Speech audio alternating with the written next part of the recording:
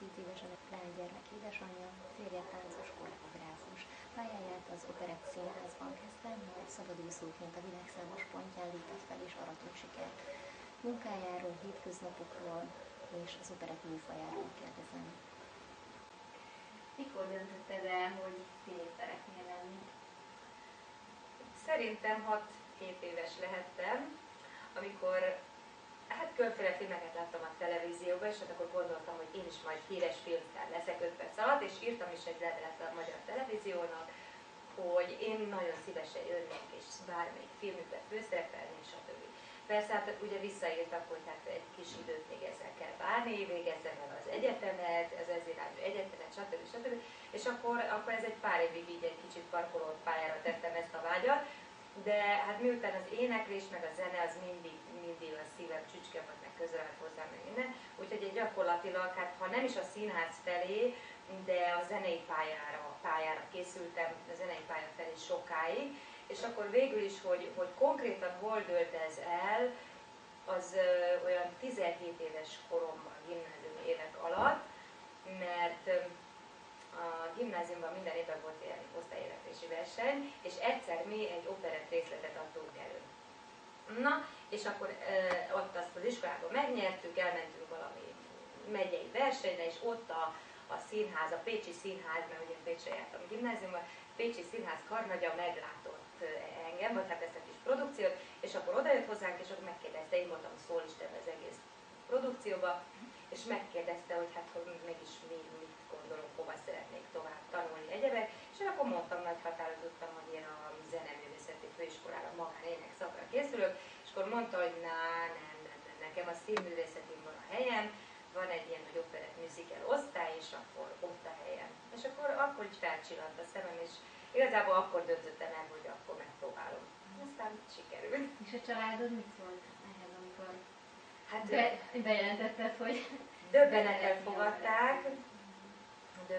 fogadták, mert apukám is színészi pályára készült, és hát ugye ő ezt elmesélte, és ő nagyon nem szerette volna, mert őnek ez nem sikerült. Egy hétig ott azt hiszem a Kaposvári Színházban, mint a 62. alabárdos, ott boldog volt, de mégse annyira, hogy azt szerette volna, hogy a lánya is esetleg egy ilyen helyzetbe kerüljön. Úgyhogy gyakorlatilag, amikor én mondtam ezt neki 17 éves koromban először, hogy akkor én megpróbálkoznék a Színművészeti Egyetemen, akkor ő nagyon ellenállt, hogy nem, én nekem a zeneművészetén a helyem, és nekem komoly zene, stb. Tehát nem fogadták jó szemmel, pedig az ő édesanyja, nagymamám, ő is színésznő szeretett volna lenni, és képzeld el, hogy elmesélek egy kis apró sztorit, hogy ugye mindig jártak föl annó az Operett Színházba, buszokkal, minden, és a maminak, az én nagymamámnak bérelt helye volt az első sorban, és hát zokogó görcs az előadás alatt, és mondta neki apukám, hogy mami, hát nem kell sírni, hát itt vagyunk,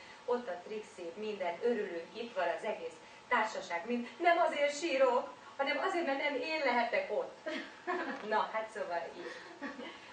Úgyhogy jó, hát természetesen örültek egy idő után már, amikor már ugye sikereim voltak, meg minden, de hát azért eléggé negatívan fogadták.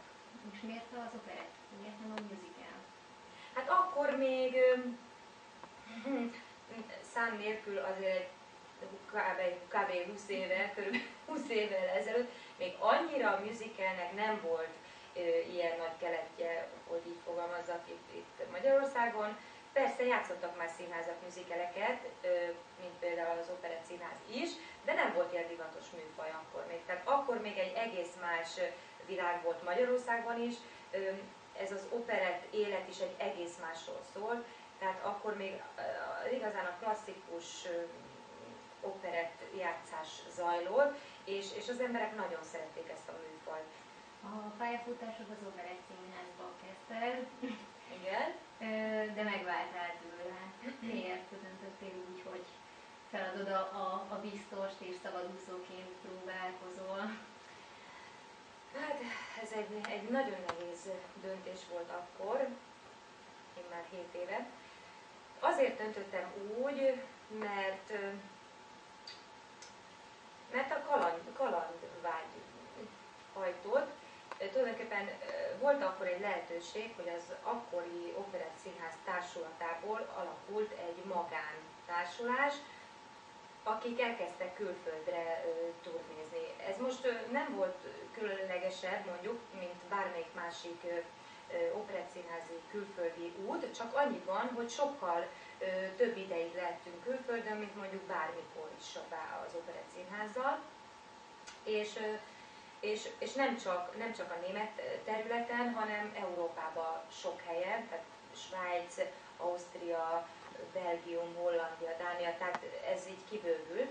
És akkor hát ez egy nagy döntés volt, mert nagyon jó helyzetben voltam én akkor az Operettszínházban, és egész egyszerűen, szóval ezt mérlegelnem kellett, hogy most itt szeretnek, egy Oswald Marika után jöhetek én, ami ez egy nagyon nagy dolog volt, vagy pedig választom azt, hogy elmegyek egy kicsit világot látni, pénzt keresni, mert ez sem volt utolsó szempont. Ugye, mert abban az időben közalkalmazottként voltunk foglalkoztatva az Operettszínházban, tehát gyakorlatilag ez sokat döntött alatban, hogy én emellett döntöttem, az is, hogy hát csábított a kereseti lehetőség, meg az, hogy bejárhatom itt a félvilágot. Ezek szerint akkor nem bántad meg? Nem. És ahhoz mit szólsz, hogy az Operettszínházban hogyan próbálják az operett műfaját felújítani és modernizálni? Mennyire lehetséges ez? Mit szólok? Modernizálni. Nekem nem tetszik, megmondom őszintén, de olyan világot élünk, ahol egy kicsit le kell porolni azért ezeket az operetteket, de tehát a szituációk, meg az egész nézete, meg hogy mondjam, stílusa változik, az nem tetszik, mert szerintem manapság is ugyanúgy megélnek az őszinte érzelmek, az őszinte szituációk, az egyszerű szerelmi vonal, ez ugyanúgy érdekli az embereket, a fiatalokat is, mint 20 évvel, vagy 50 évvel, vagy 100 évvel ezelőtt.